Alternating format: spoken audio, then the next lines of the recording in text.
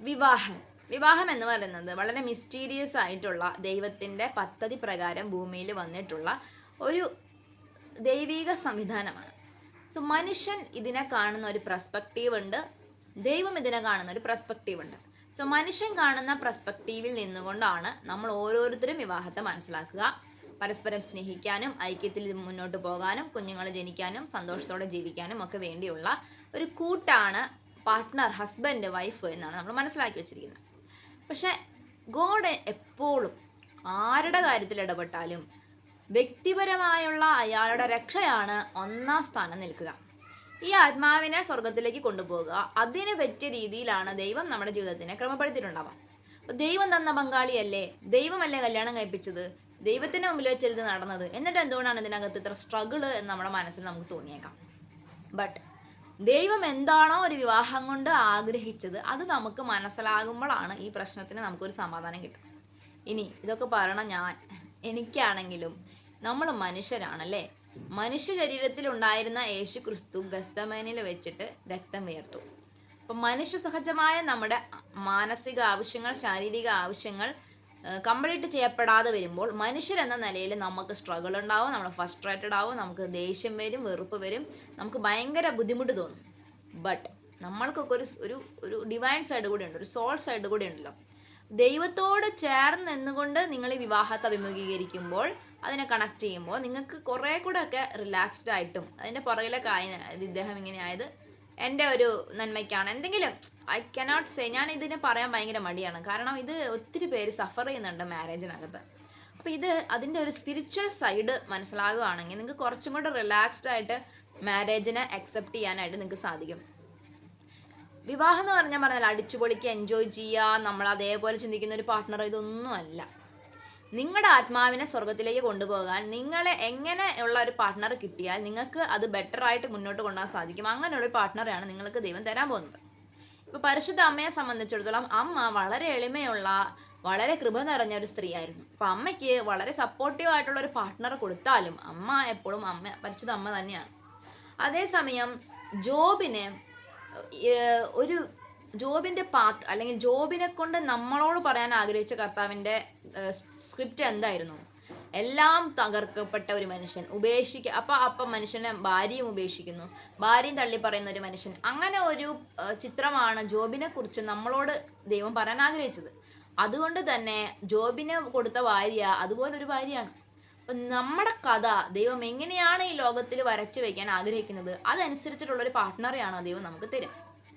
ദൈവം നമുക്ക് വേണ്ടി ഒരു പാർട്ട്ണറെ തിരഞ്ഞെടുക്കുമ്പോൾ നമ്മളുടെ ആത്മാവുമായിട്ട് ബന്ധപ്പെട്ട ദൈവീക രഹസ്യങ്ങളുമായി ബന്ധപ്പെട്ടിട്ട് കണക്ട് ആവുന്ന ഒരു പാർട്ട്ണറാണ് നമുക്ക് തരാം. അതുകൊണ്ടാണ് ഈ സോൾമേറ്റ് എന്നൊക്കെ പറയുന്നത്. നമ്മുടെ സോളുമായിട്ട് കണക്ട് ചെയ്തിട്ടാണ് ഈ മനുഷ്യർ നിൽക്കുന്നത്, ഈ നമ്മുടെ പാർട്ട്നേഴ്സ് നിൽക്കുന്നത്.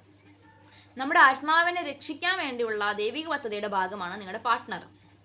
അത് വേദന നൽകുന്ന ഒരു പാർട്ട്ണറാണ്, നിങ്ങളെ മനസ്സിലാക്കാത്തൊരു പാർട്ട്ണറാണ്, നിങ്ങൾ ഉപേക്ഷിക്കുന്ന ഒരു പാർട്ട്ണർ, നിങ്ങളെ മെൻ്റലി നിങ്ങളെ ടോർച്ചർ ചെയ്യുന്ന ഒരു പാർട്ട്ണറാണ് എങ്കിലും എവിടെയോ ഇത് നിങ്ങളുടെ സോളുമായിട്ട് കണക്റ്റഡ് ആണ്.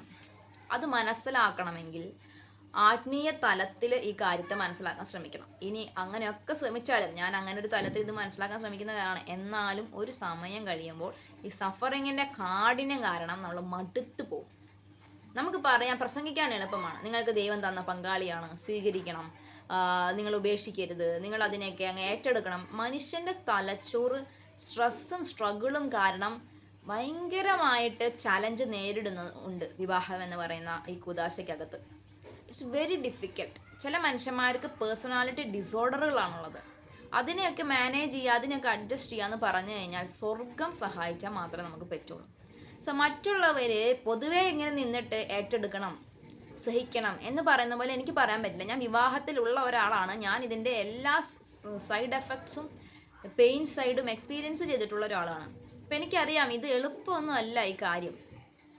പക്ഷേ എൻ്റെ നന്മയ്ക്കായിട്ട് മാത്രം കാര്യങ്ങളെ ക്രമീകരിക്കുന്ന ഒരാളാണ് എൻ്റെ സ്വർഗത്തിലെ അപ്പൻ. ഇപ്പം കുറേ നാൾ നിങ്ങൾ ഈ ഒരു ദാമ്പത്യ ജീവിതത്തിലെ സ്ട്രഗിളുകൾ അനുഭവിച്ചിട്ട് അനുഭവിക്കുമ്പോൾ നിങ്ങൾ അപ്പോഴേക്കും വിവാഹമോചനത്തിലേക്ക് പോകാതെ, അപ്പോഴേക്കും പാർട്ട്ണർ ഉപേക്ഷിച്ചിട്ട് പോകാതെ, നിങ്ങളൊരു ദൈവത്തോട് ചേർന്ന് നിന്ന് ഈ സംഗതികളൊക്കെ മനസ്സിലാക്കുകയും വിശദമായിട്ട് ഇതിനെ മനസ്സിലാക്കാൻ ശ്രമിക്കുകയും ഒക്കെ ചെയ്യുന്നതിൻ്റെ ഭാഗമായിട്ട് നിങ്ങൾക്ക് നിങ്ങളെക്കുറിച്ചുള്ള ദൈവിക പദ്ധതി തിരിച്ചറിയുകയും എന്തുകൊണ്ടാണ് എനിക്ക് ഇങ്ങനെ ഒരു ജീവിത പങ്കാളി തന്നതെന്നതിനെ കുറിച്ചൊക്കെയുള്ള ഒരു ജ്ഞാനം നിങ്ങൾക്ക് ദൈവം തരികയൊക്കെ ചെയ്തു കഴിയുമ്പോൾ നിങ്ങൾക്ക് ഈ വ്യക്തിയെ അയാളുടെ കുറവുകളോടുകൂടെ സ്വീകരിക്കാനുള്ള ഗ്രേസ് സ്വർഗത്തിൽ നിന്ന് കിട്ടും. നിങ്ങൾക്ക് വേറെ ഓപ്ഷൻ ഒന്നും ഇല്ല. ഓപ്ഷൻ എന്ന് വെച്ചാൽ വിവാഹമോചനത്തിലേക്ക് പോകാം. അത് അപ് ടു യുവർ ചോയ്സ് ആണ്. അത് സഭ അംഗീകരിക്കാൻ വളരെ പ്രയാസമുള്ളൊരു കാര്യമാണ്. സാമൂഹിക സംവിധാനങ്ങളെ നിങ്ങൾ ഒത്തിരി ഒറ്റപ്പെടുന്ന ഒരു കാര്യം കൂടിയാണ്. എന്നാലും ഒരുപാട് പേര് ഇപ്പം അതിലേക്ക് പോകുന്നുണ്ട്. I don't want to judge them. വിവാഹമോചനത്തിലേക്ക് പോകുന്ന മനുഷ്യരെ എനിക്ക് ജഡ്ജ് ചെയ്യാൻ, എനിക്ക് ആരെയും ഈ വിഷയത്തിൽ കുറ്റം പറയാൻ, അതായത് അത് തെറ്റാണ്, അത് പാപമാണെന്നൊന്നും പറയാൻ പറ്റില്ല. അവർ കുടിക്കുന്ന പാനപാത്രത്തിൻ്റെ തീവ്രത അവർക്ക് മാത്രമേ അറിയത്തുള്ളൂ. അപ്പോൾ കാഴ്ചക്കാരായ നമ്മൾ പോയിട്ട് അതങ്ങനെയല്ല, ഇതിങ്ങനെയല്ലേ, അതങ്ങനെയല്ല എന്ന് പറഞ്ഞിട്ട് കാര്യമില്ല.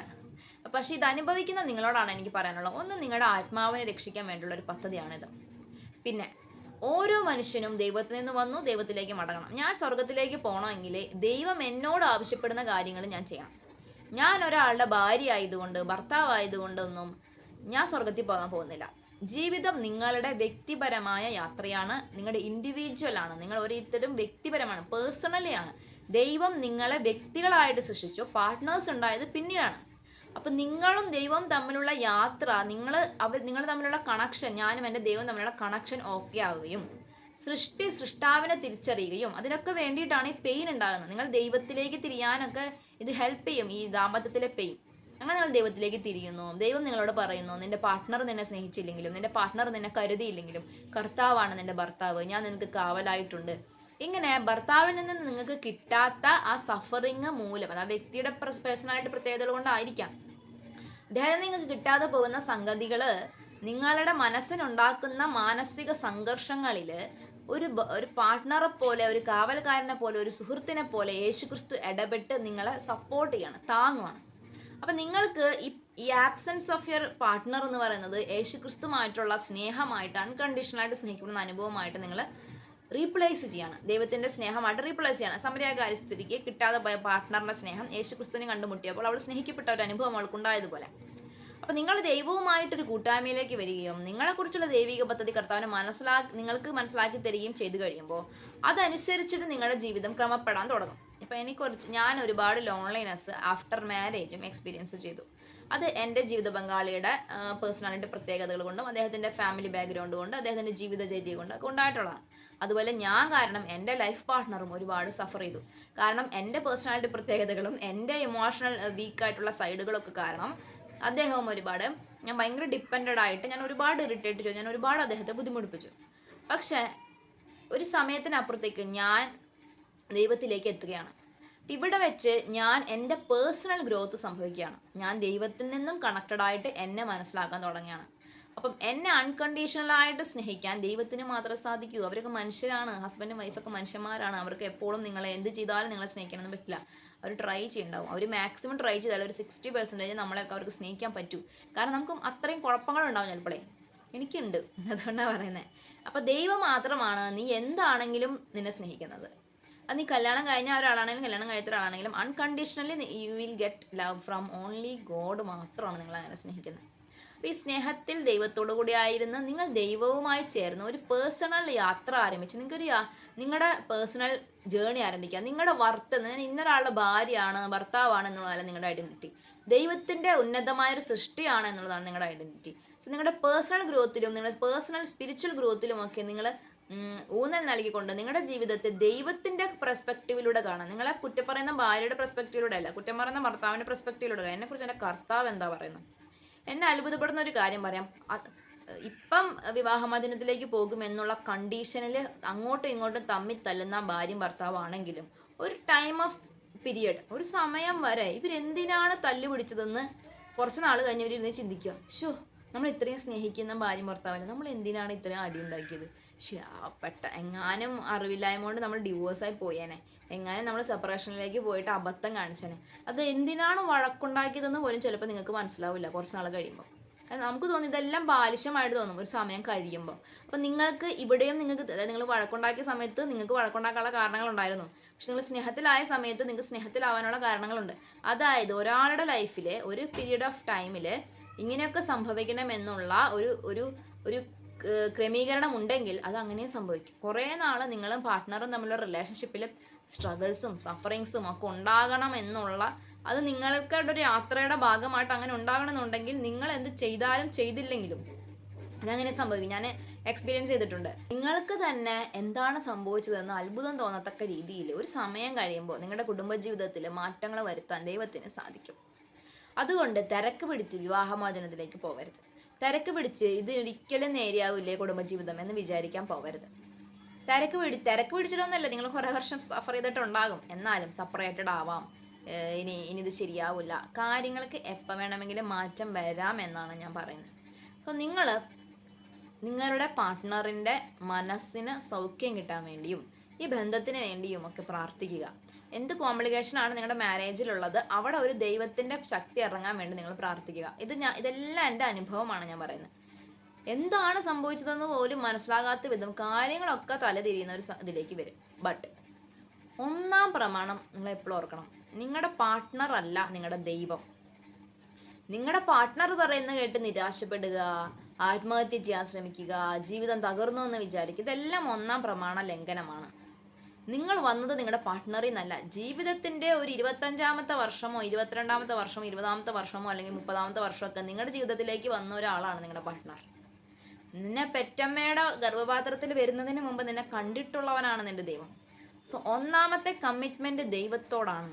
അതെപ്പോഴൊക്കെ തെറ്റുന്നോ അപ്പോഴൊക്കെ ഈ കുടുംബജീവിതത്തിൻ്റെക്ക് അതിൻ്റെ എഫക്റ്റ് നിങ്ങൾക്ക് കാണാൻ പറ്റും. നമ്മൾ ഈ ആളെ നോക്കിയിരിക്കുകയാണ്, ഇയാൾ നമ്മളെ സ്നേഹിക്കുന്നുണ്ടോ, ഇയാൾ നമുക്ക് വേണ്ടി, അത് മനുഷ്യ സഹജമാണ്, ഞാൻ അത് തെറ്റാന്നല്ല പറയുന്നത്. പക്ഷേ അപ്പോൾ നമ്മൾ ദൈവത്തിന് എന്താ കൊടുത്തിട്ടുള്ളത്? ഇത്രയും കരുതിയ ഒരു ദൈവത്തിന് നമ്മൾ എന്തെങ്കിലും കൊടുത്തിട്ടുണ്ടോ? പിന്നെ നമ്മൾ കിട്ടാത്തതിനെ കുറിച്ച് പരാതി പറഞ്ഞിട്ട് എന്താ കാര്യം? ഈശോയിൽ പറയാമുള്ളവരെ, വിവാഹത്തിനെ ടാർഗറ്റ് ചെയ്യുന്ന ഒരു പൈശാചിക ലോകമുണ്ട്. അതുകൊണ്ട് ശ്രദ്ധയുള്ളവരായിരിക്കുക. ഒന്നും എവിടെയും തീർന്നിട്ടില്ല, മാറ്റം ഉണ്ടാവും, കാര്യങ്ങൾ മാറും, വ്യക്തികൾ മാറും, മാനസിക അവസ്ഥകൾ മാറും. ദൈവം തന്നത് സ്വീകരിക്കുക, നമുക്ക് പ്രാർത്ഥിച്ചുകൊണ്ടേയിരിക്കുക, മാറ്റങ്ങൾ ഉണ്ടാകും. ദൈവം നിങ്ങളെ അനുഗ്രഹിക്കട്ടെ.